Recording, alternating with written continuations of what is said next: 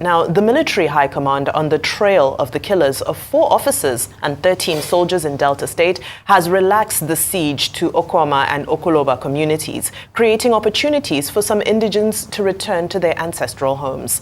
Now, this happened as the Delta State Advisory and Peace Building Council has condemned the killing of army officers and soldiers at Okwama community and urged the presidency and the Nigerian army to open all access to the affected communities for the uninhibited and safe flow of movement and return by those who fled their homesteads.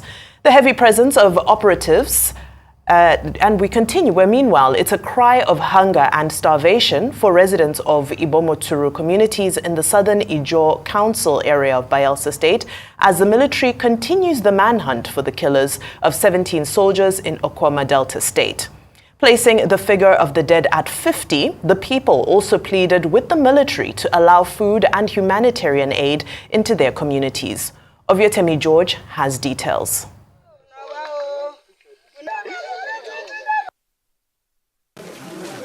Igbomotoru 1 and 2 are separated by River Sangana. The area is now devoid of the hustle and bustle of the rural life it's known for because of a military operation in search of the killers of 17 soldiers in Okwama, Uheli South local government area of Delta State. In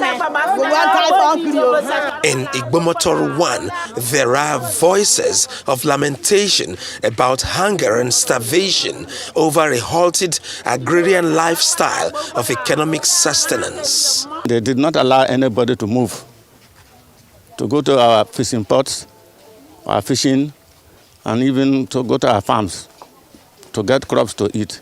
So since from Sunday to now, we are under starvation. We are short of food. We have been besieged, no going out, no coming in. Then the soldier man that shot the gun was shouting on us, no market, no fishing, no farming, no school.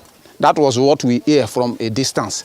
So we want a governor to come to our aid, to rescue us, send foods, so that at least it can sustain us. Let the investigation go on, but let our liberty be given to us. You no go see any man for here. The only person where you go see woman. And food you not get, because all the people where they get store, they don't let their store run.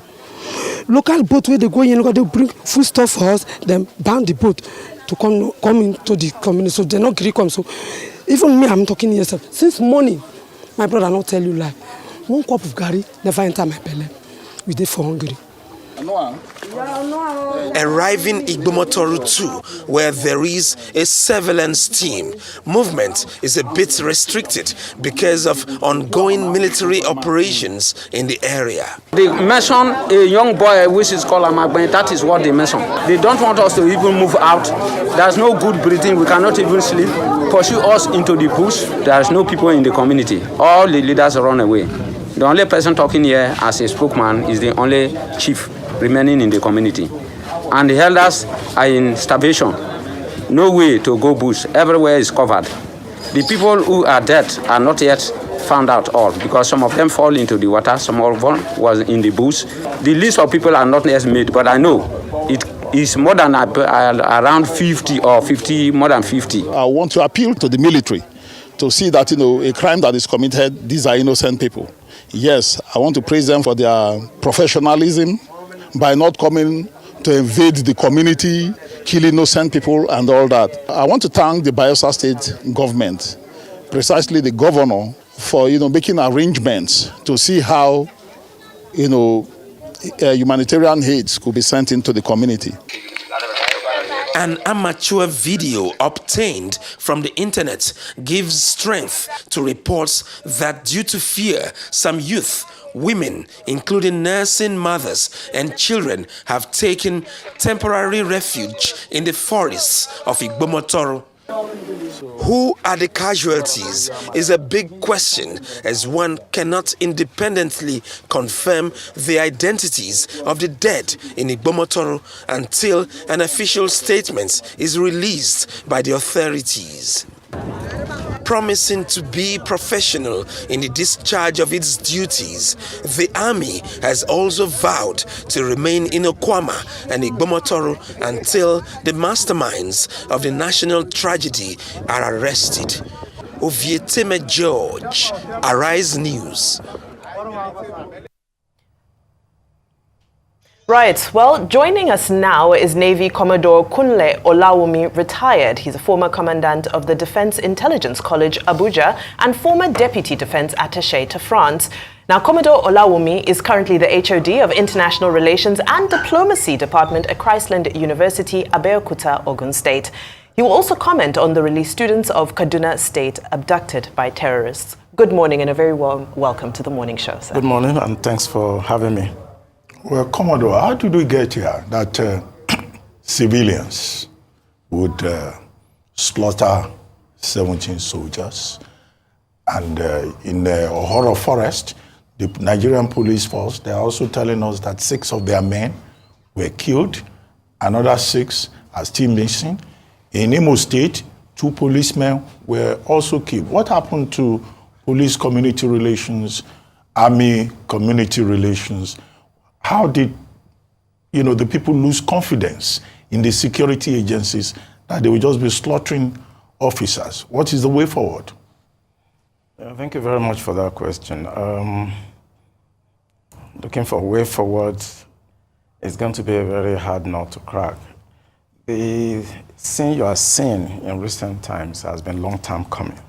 If you recall, in this same Niger Delta, military men were being killed, in 2005, 2006, 2007, during Obasanjo's time. You remember the OD episode? And when Yar'Adua also came, he was very firm and wanted to stop what was going on. We moving into Delta at that time, and it was discovered that most of the things that were happening was mostly political. People that wanted to be governors, senators were using armed boys to, cause trepidation and fear to their opponents. And after the election, they are often abandoned. And when we went into Delta, then we discovered that most of the groups, the renegade groups, were affiliated to one politician or the other. And the president called them to order, and at the end of the day, some of them stopped what they were doing, but majority of them refused. On the air, I would like to mention some names that are still in the corridor of power. Alamese is gone, so it's one of them. And when the killing of soldiers was consistent and continuous, in 2007, Yar'Adua called all the military intelligence agencies together and actually give them the order to put this into an end. So he called the DIA, the NIA, the DSS, Inspector General of Police, the Chief of Staff to him then. And this thing was stopped within 1 year of his giving us that order. It's very disheartening for me in particular that this is happening again because the amount of money the federal government spent then, the amount of men and materials that we lost, to put this to the point of this amnesty program that you're all talking about today, is very, very, very painful to see that all those efforts, during Yar'Adua's time has come to naught. The politicians have started again. Whatever you are seeing in Delta, I have the DNA structure of Delta in my hand. Whatever you see going on now is political. What they're trying to do is to warm up for 2007. And at the end of the day, they're going to make the federal government to fight on 2 fronts. If you open the flank in Niger Delta now with what we're having in the north, the central government is going to collapse, basically. That's a dire picture that you've painted. Now, take us through, because you were part of this process, and as you're describing, the use of politics, the weaponizing of politics in this. What were those steps that were taken that you feel were most effective during your time that need to be reintroduced? I think the most important thing is intelligence process, that we did then. we noticed that the kinetic approach, was not working. We were losing men to Tompolo, Sogoma, George, Ateke Tom, Asarido Kubo. We were losing men to them all the time. Camp 5 was so difficult to go. And the DSS, that was tasked with that job then, could not perform because they relied just on kinetic efforts. And I remember when they went to the burial of one of the militant leaders, I don't want to start mentioning names now, with a view to arresting him. They went with 80 scouts. They called those guys scouts, to arrest him. When they got there, they met with about 500 fighters, that were protecting this guy. And they basically capitulated, So what we did was to apply soft intelligence, that's electronic intelligence. We use also geospatial intelligence locators to ensure we know where some of the key figures were. And we were able to get them. People like Ateke Tom, Sogoma George, and so on. Even Asarido Kubo, we were invited to Abuja and we spoke to them. And when we also saw that they were also handicapped, because they have leaders and politicians, we went after the top brass among them. And once we took him out from Angola, everything collapsed. So that's what we did. Okay, I'm excited if you know Niger Delta very well and you hear things like Camp 5, your ear pops up because that's the tributary at which you can get, vessels in, to the ports in Warri then, and that's the hub for most of these guys, they stay at Camp 5, and once they lock up Camp 5, you cannot definitely, come in there. You talked about using geospatial intelligence and all other things like that. So was the amnesty program a suggestion tool that came in, to be able to quell things down?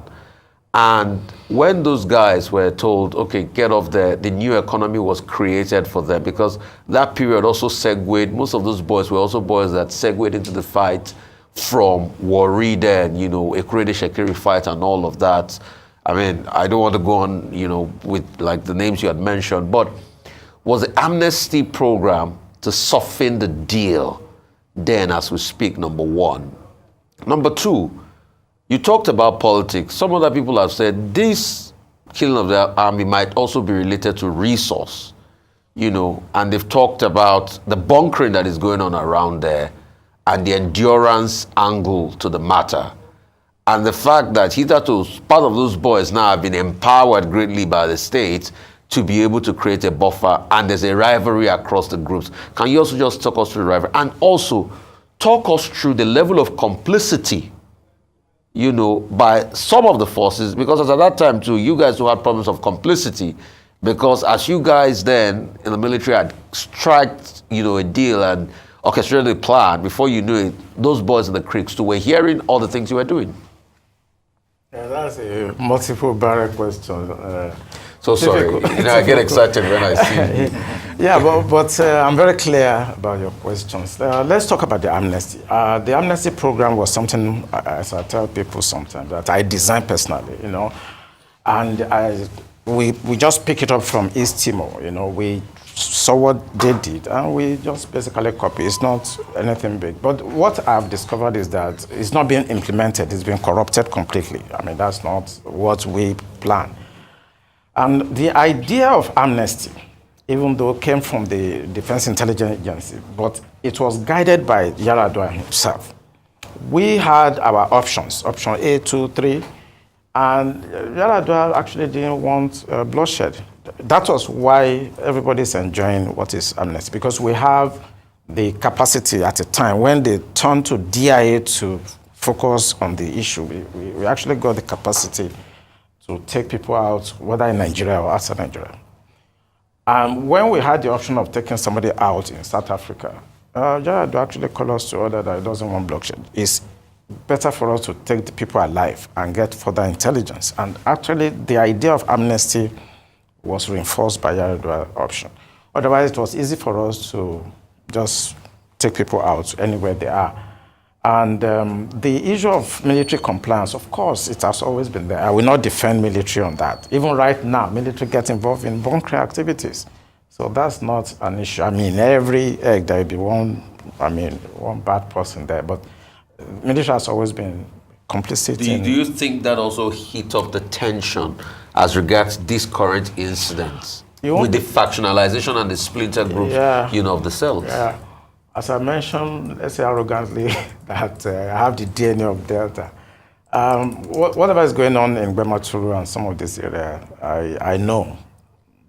One, because I've not left Delta since I left the military. Fortunately, also, I was a senior lecturer of intelligence and security studies in Novena University for 4 years. So I basically trained all these militants, some of them that you are seeing. That's in Kwale? Is in Amai, but the school is actually based in Kwale. So I was there for 4 years, training all of them because they came through amnesty program. So I still have them, I know them, they talk to me. And I know exactly what is going on there now.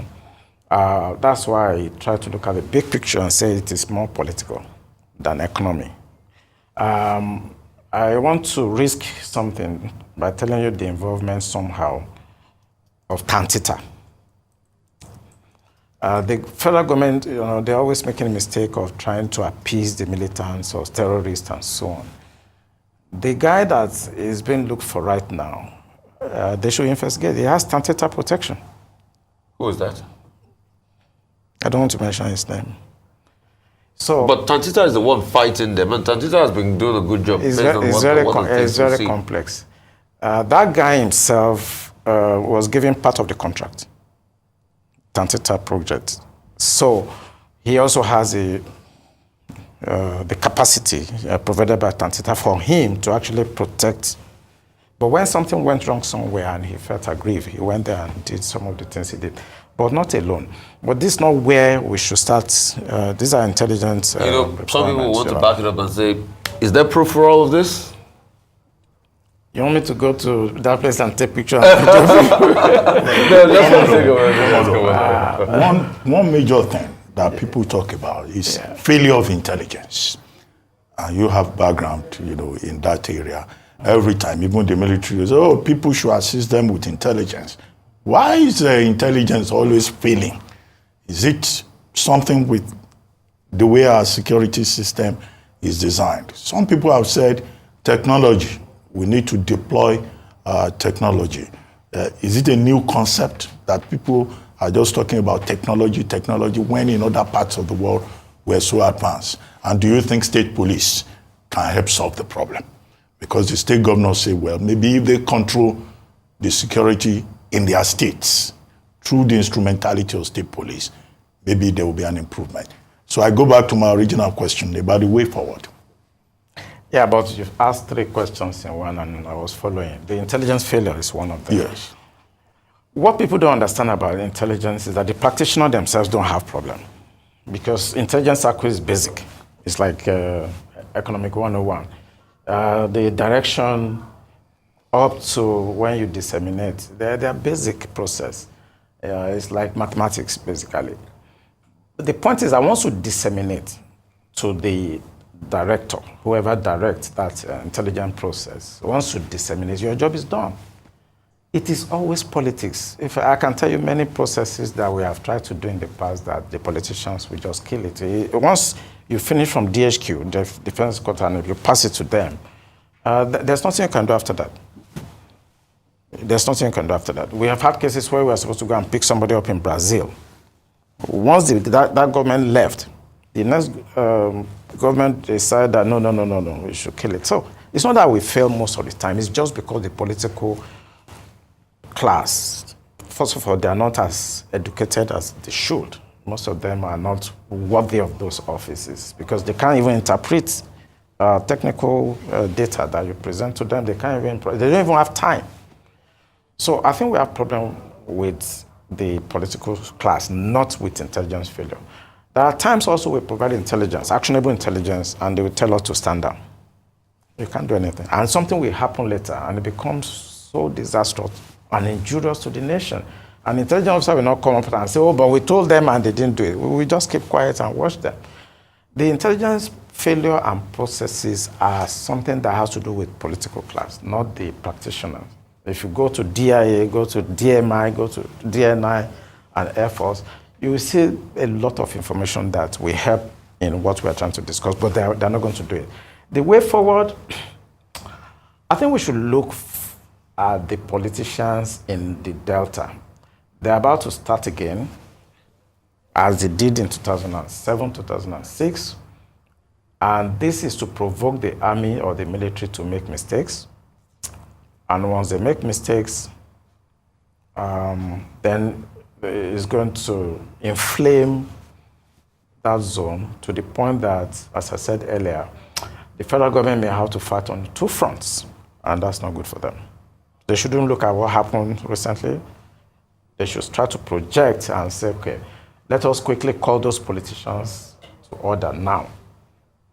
And if I come next time, I may start mentioning their names because they are listening to me.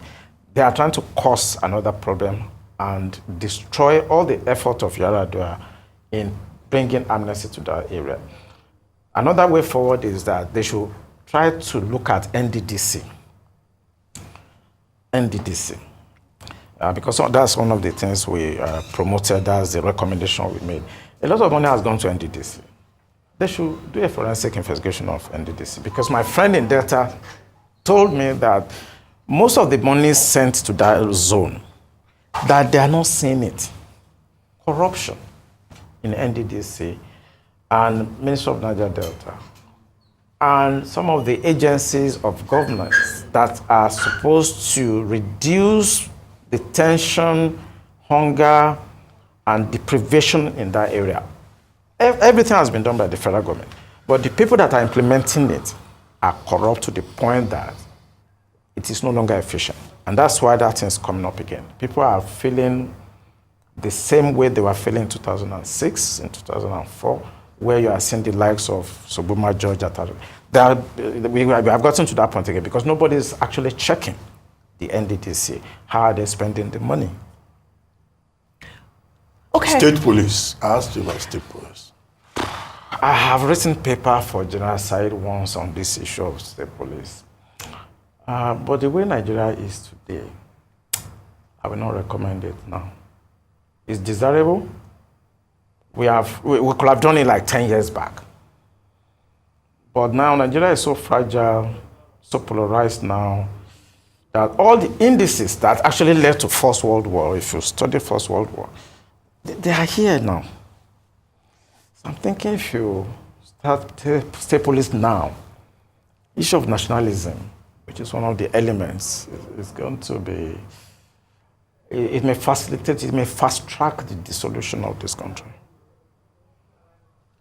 Now, let's take a look at, you spoke about when you were engaged in the management of some of these crises in the past, and the fact that these are armies, basically, in essence, that are being battled, and the fact that kinetic force turned out not to be successful as you would have liked. Given the current humanitarian situation that's brewing at the moment, you look at the number of casualties, we're yet to really know what the real numbers of lives lost is. Do you think that violence, the use of violence, armed combat, was well managed in this situation? Could they have done better to prevent the loss of lives of innocent civilians? Yeah, I've listened to a lot of debates and discourse on this issue. Being a military mind, it's normal when you look at what happened in Gaza, Israeli-Gaza war. When you hit military guys the way this guy did, nothing's going to, if I'm in the system, nothing's going to stop me from overrunning that place until we get whoever did it. And anybody that is hiding him, we may be ready to take the person out. Because by now, I expect the community to have actually brought him out. We know his name, we know everything. And if they say, oh, they're under siege, there's a lot of emotion. They're under siege. Oh, why not bring him out? You know him. You know where he stays. When they went to destroy his house, you knew where he ran to. Why not bring him out? So if you are complacent or if you compromise security by hiding a criminal gang, then you get what you get. I don't want us to be emotional about it, that maybe military did well. It's like if Ruben now, if you go under knife and a doctor is supposed to conduct a surgical operation on you, and then your wife jump into the theater and shouting that the blood is too much, is trying to control what the doctor's doing. People should allow military to do their job. They are highly trained. They're highly educated. They're not as illiterate as you think them. I had my PhD before as a captain, Navy captain. And I have a lot of colleagues that have PhD. Most of them, they went to go. So the Commodore, the military too, in a democracy, they are answerable to the rule of law. The rule of law, yeah. They cannot take the law into their hands. We know about the rule of law more than you ever. The Geneva. Go to National Defense College and go and audit their programs. Human rights. My PhD paper was on human rights. Nigeria. You just Google my name, you see it on the map. We know about human rights, we know about the Geneva Convention, we know about the rules of engagement. We are trained in all this. And we are getting better at it. Our school, our institution. I was commandant of Defense Intelligence College, and I used to train journalists. We are opening up. We're not as crude as you think. We should allow the doctor to remove the cancer in about his hand or whatever. No. I reject it. They should not go and be disturbing the doctor. You should not do this. Allow the military to do their job. A couple of pushback to that will be, we all saw what happened in OD, but the state later down the line was forced to pay compensation because the court ruled against them. So do we want that to continue at the expense of a community? Those people too have rights, and you cannot punish everybody when everybody's suffering. I mean, today we talk about the imbalance as regards Gaza, where they are going in the name of fighting Hamas, but also killing Palestinians and destroying them, and going to places like the West Bank. So that's another argument. I agree with you 100% that if a military operation, if the casualty or the collateral damage is beyond certain, let's say 10%, of course you have your date in the court. There are court martials, there are military processes that take care of that. If I go for an operation and I lose even my own men more than the required number that is gazetted, I will have my day in court. So if any military man goes to anywhere and maybe he was overbearing, then after there'll be investigation and you'll be tried. In all of this, you're talking about politicians. You want to talk about the role the Delta State governor should be playing in all of this. Also, understanding the political structure in Delta and the antecedents of these players. I want you to elaborate on that. Secondly, you talked about fighting on two fronts. The first sector is the Creek sector here, the South-South. The second sector is the insurgency and banditry that has opened up a new ecosystem. I mean, you just saw a couple of people that are released. What's your take? Do you think ransoms were paid? Or you think it was a military action that got there and brought people out? Why is it that we don't hear that the military, after having rescued the people, engage with these people and hurt them or arrest them? Because that's another sector that is opening. And so we're fighting across two fronts in a country where we have less than 300,000 soldiers. Okay, let me start from, you've asked like 3 questions again. Let me start from the governor. I don't trust him. I don't trust them. I was in Saple. You don't trust the governor of Delta State? I'm not all of them. All the governors in the Southeast, even Doe Diri and all of that? I think the only person I can trust in this country is Zulum of Borno State. I don't want to talk about those governors. They don't even know why they are the chief security officer of a state. They don't even know. What the judge do is to share money and do things, so I don't want to talk about them. You don't trust their competence or their capacity? Let's get it right. Both. They're not competent, and when you're not competent, you don't have capacity. Mention of them that has capacity or that is competent, or that is there because of the interest of the people that is there to govern. Mention one. I've mentioned Zulum. So let's talk about them. Let's look at the issue of Delta. You have the Joy, Robo, you have all those. I used to go on combat patrol in Warri, where they will write in their building. This is Isokoma House. Yeah. They write and all those. That was during the fight. Yeah, they've always been having this commission. And I'm talking about like 1993, 1994. But the other question you're asking, the third question was about, that's the last question you asked now. Yeah, I was like fighting across the front, the war economy. That's the fact that, do you think that even ransom was paid in this operation? Because ransom was paid. Let me just answer that one. Really? Are you sure? You have proof? Let them debunk it. Let them take me on. The ransom was paid. In this Kaduna release? Oh yes, ransom was paid, and that's another area I don't want to talk I asked about proof anyway. I said, you have proof, because of the sake of balancing. I should give you now. No, just for the sake of balancing. No. There's ransom was paid. These guys, they took these guys and they said they want 1 billion. So one day they just woke up and they're so happy. I said, okay, come and take we are tired of them, come and take them. So, but the issue of two fronts is I'm talking to Tinubu now. He should not look at what is happening. He should not leave this into all those governors, because it's politics that are playing there. And they are taking the crude oil and stealing whatever they can get, since the government is not doing what they're supposed to do. But Tinubu should pay attention. He cannot afford to fight war on two fronts. It can't. Even the military is not designed usually to fight on two fronts. And when you look at what happened in Israel, the Gaza, what the Hezbollah tried to do is to open another front in the north. So at the border of Lebanon, they tried to do that, but the Americans were there and they tried to suppress it quickly, and it did not happen. Tinubu should try to douse what is happening. He should try to do dialogue with them. They just need some money, they need some care, they need some attention. And now they are starting, if the military make mistakes by doing the UD episode, then... You think the military should be withdrawn from the Niger Delta now? Should de-escalate tension from those communities? Yeah, I think at this point, if they've not been able to achieve the operational imperatives or the objectives, even by now, then they should pull out from there. They should allow the DSS. At this point now, it's DSS and the police that they should allow to do the job. The military should pull out. So do you think that the military is overstretched? Because increasingly the Nigerian military is doing police work. Although yes, the constitution says they can come in aid of civilian authority, but they seem to be doing police work almost permanently. Do you have an issue with that? I've always told even when I was in the defense headquarters, I've told generals that they are weakening the military by allowing us to work with the police on IS duties. IS duties is internal security duties. It's not our job. The question you should be asking media is that where is the DSS in Delta State? Don't they have state director of DSS in that place? Don't they? During Obasanjo time and Yar'Adua time, DSS, they were very, very active. Very, very active.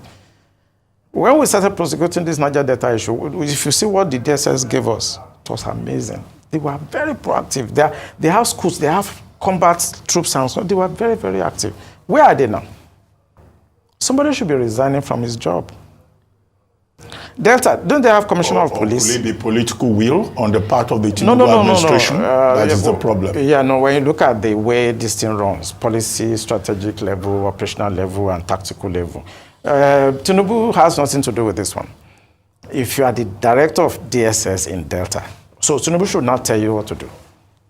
If you are the commissioner of police in Delta, let's say in Warri or in Bayelsa, so Tinubu should come and tell you what to do. So some of them should be going to their villages. Sorry, just to follow up on that, but do you think there was prior intelligence that they were going to hurt the military officers before they were killed? That's where you can talk about intelligence failure. And that is where Do you think there was probably prior intelligence out and probably that was on the doorstep of the governor and nothing was acted upon? No. That's not how it works. These guys were planning this operation weeks before that something. They were just looking for the time and place to strike. The failure of intelligence is no more on the JTF or the military. It's more on the DSS. I know how the system works. The DSS, they are everywhere. They are all over, all those villages, all those places. They have DSS operatives there. How come they are not aware that this was going to happen? When they were loading the boats, when they were arming the boats, all their sources and agencies, their informants, where were they? The structure of security has collapsed, basically.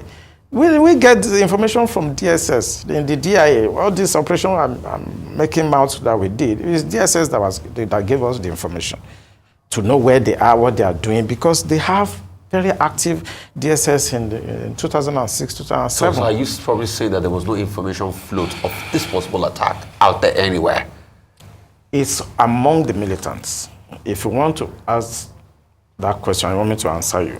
I remember I mentioned somewhere that you have these former militants. that have embraced amnesty, they know. If you want to find out very well now, call the Tantita and ask how this happened. They know. Also, another follow-up question. Do you think the former militaries that embraced amnesty, are they still bunkering today? Yeah, some of them, I have their names. Some of them, they try to be politicians. Some of them failed this time. They wanted to be deputy governor. They want to be senators, and none of them made it. So, are you think they're back to bunkering? They never stopped bunkering. Even after the amnesty then? Yeah, they never stopped. And the schooling and everything, they never stopped bunkering. They were still bunkering. They never stopped bunkering. Do you make it seem like this is an impossible situation to resolve? It's not impossible. Tinubu just have to do something now. So it's only the presidency that can resolve? It's the commander-in-chief that can do something. Right now, he should be firing some of his aides. And I'm made bold to say that. Some of the people, I don't want to mention specific officers. Give us names. You want to go for it? But in terms of what the military did in Kaduna State, the military collaborating with the office of the NSA and local authorities and rescuing, well, we don't know the exact number. Some say 137, some say 287, some say 168. What's your assessment of that operation? It's a circus. Most of the thing you are saying is deception, is lies. Deception? Deception simply means lies surrounded, not truth, surrounded by a bodyguard of lies. There's some truth, but there are a lot of lies. If you want, negotiation is another process entirely. But if somebody say he wants to collect 1 billion, you now say you collaborate, I think that collaboration should be in terms of the federal government helping with the funding. That's the collaboration. But the president says nobody should pay ransom. They paid. They paid. Have you got proof for this? They disobeyed the commander-in-chief. I know the mind of terrorists. If they say they want 1 billion, they will not, without you either killing them, they won't give up their prize. The children are the prize, and they've demanded for money. They now go to talk to them when they've risked their life, when one of the teachers was killed, and you just went and collect the boys, you negotiated with them. Some people even talk about Gumi and so on. They collected money. They have to buy more arms after this. They have to become stronger after the this. The negotiation ecosystem. Recently, Tuko Mamu has been arrested by the authorities and everything. I mean, let's talk about the negotiation ecosystem, because there's these professional negotiators that are getting into these areas of the north with them. What can we do about that negotiators ecosystem? No, those ones, they are not negotiators now. But he's been arrested by the security forces. Because he was simply helping himself. I know the person you're talking about, Toku Abi. Yeah. He was collecting money and having his own and was sharing, or just basically the sharing. Collecting money on behalf of who? Of himself and the terrorists. Because he wasn't collecting the money on behalf of government. He wasn't negotiating for because. So the negotiators ecosystem. What can we do about them? Necessary evil or? It's necessary evil when you are having an asymmetric situation on your hands. Somebody can just catch somebody and say you must pay me or whatever. So it's an asymmetric situation. So it's necessary, but it's not being done professionally. Who has? You have to appoint a negotiator. I studied negotiation in Harvard. You must appoint, and there are very, very tedious processes. So you can't just jump up, like Gumi will say he's going to the bush to go and negotiate. Is it for himself, or is it for the federal government, or is it for the terrorists? Some of these people are supposed to have been arrested by now. They should be out of circulation. And I don't know why Tinubu is condoning some of these iniquities. It's been happening during Buhari time. And he's looking. Gumi is harassing him. Maybe some of the things Gumi said, if I say it on TV now, I will be arrested. And why is he condoning him? What is he afraid of? Maybe the president is not getting the appropriate advice. Well, that's why he has Ribadu as he's the NSA. And NSA, he should do his job. NSA should not be going to negotiate with terrorists. What's your take on the NSA? What's my take on the NSA? I mean, I cannot really repudiate the choice of the commander-in-chief. If you say that's his choice, Fine. I don't know what he wants out of him. But there are standards all over the world when you... What are those standards? Quickly as we wrap up. I know we have to go. What are those standards? In-depth knowledge of international security environment. Experience on the job. Both field, experience, and you must command the respect of the armed forces of Nigeria. Okay. Well, finally, Commodore, they released the names of some terrorism financiers recently. Do you think that's also deception? I've been shouting that they should arrest those guys. But these ones they arrested or they put their name out are just front desk officers. Receptionists. Okay. They're just we'll receptionists. Okay. All right, Thank you very much. Commodore Kunle Olawumi, you've left us with a lot to digest. Thank you so much for being so open and candid with your experience.